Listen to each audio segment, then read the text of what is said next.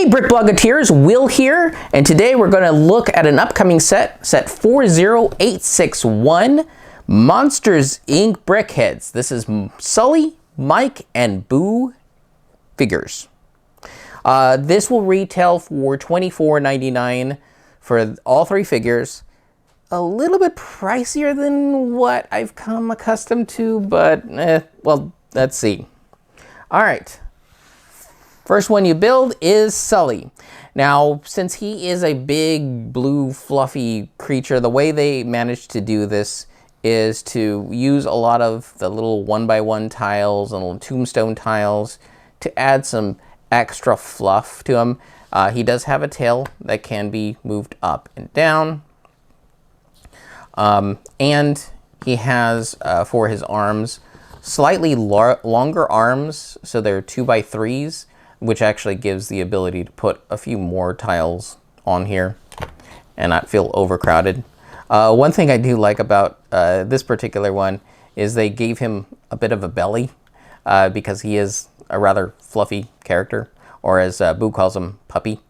I showed this to a friend, and the first thing they said, I was like, that actually looks more like Howie Mandel's character from Little Monsters. So I guess that's a twofer when it comes to this particular BrickHead. Of course, his partner in crime, or scream power, soon to be laugh power, is Mike Wysocki. Neat thing about him is he also has long arms, despite him being such a tiny little BrickHead. And they've managed to round out his shape, despite these BrickHeads all being very, very square. And he has the big giant single eye.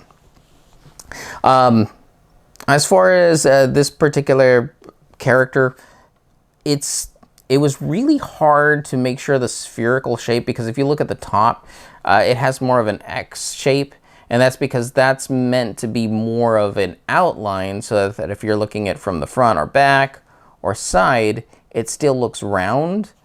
But you can definitely see that they didn't round off the top. It's an illusion of an outline. Now, I had to double check. It's like, didn't they already come out with Monsters Inc.? But no, they hadn't.